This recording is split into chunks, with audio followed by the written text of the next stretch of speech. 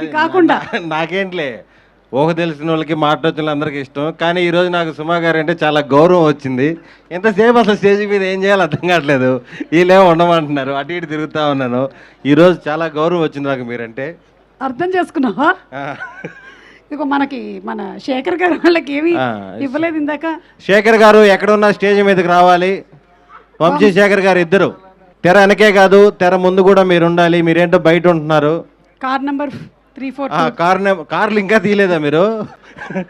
ఒక పని చేయండి, వాళ్ళే తిప్పుకొని వెళ్ళిపోమనండి. ఎంతమంది పెట్టారంటే కాన్ఫిడెంట్గా అదే పార్కింగ్ అయి ఉంటుంది. సరే మాట్లాడి.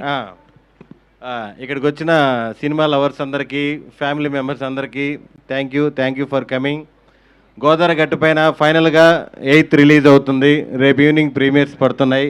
ఇప్పుడు దాకా సినిమా గురించి మేము రకరకాల ప్రమోషన్స్ అవి ఇవి చేసాము. మెయిన్ సినిమా ఎలా ఉందో చెప్పడానికంటే కూడా 8th రిలీజ్ అవుతుందని మీకు తెలియజేయడానికి చాలా చాలా ప్రయోగాలు చేసాం. సుమంత్ ప్రభాస్ తెలుసుగా మనోడి ఇంక ఐడియాలు రకరకాలుగా చేశాడు. ఈ సినిమాలో అంటే మేము థ్యాంక్స్లు అందరూ లాస్ట్ అన్ని ఈవెంట్స్లో చెప్పేసుకున్నాం. మా టీం గురించి, డైరెక్టర్ గురించి, మన ఎడిటర్ గురించి, నాగవంశీ గారి గురించి, అందరి గురించి.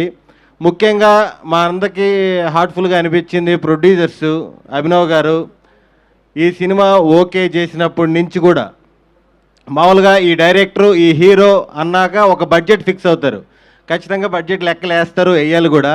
కానీ నాకు తెలిసి అభినవ్ గారు అప్పటి నుంచి ఇప్పటి వరకు అసలుకి బడ్జెట్ సంగతే ఆలోచించలేదు. సినిమాకి ఎంత కావాలంటే అంత ఖర్చు పెట్టారు. డైరెక్టర్ పేపర్ మీద ఏ ఆర్టిస్ట్ కావాలంటే ఆర్టిస్ట్ సెట్లో ఉన్నారు, అంత బాగా చూసుకున్నారు.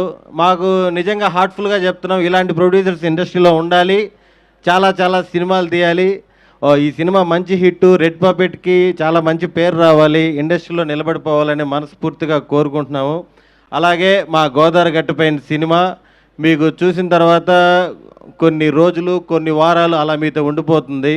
పైరసీ ప్రింట్ కాదు, దీంట్లో ఉన్న ఎమోషన్స్, కామెడీ అన్నీ కూడా మీతోనే ఉంటుందని మనస్ఫూర్తిగా కోరుకుంటున్నాను. Thank you.